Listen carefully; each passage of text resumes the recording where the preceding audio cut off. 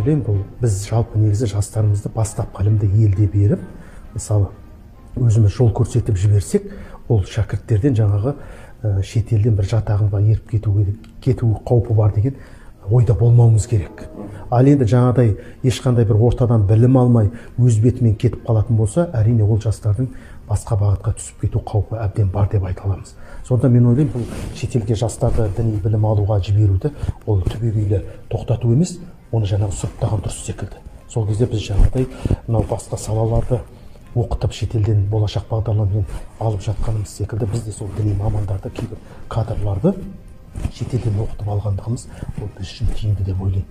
Сондықтан мен ойлаймын, бұл жаңағыдай шетелден діни білім алуды түбегейлі тоқтату, болдырмау деген нәрсе ол дұрыс емес деп санаймын.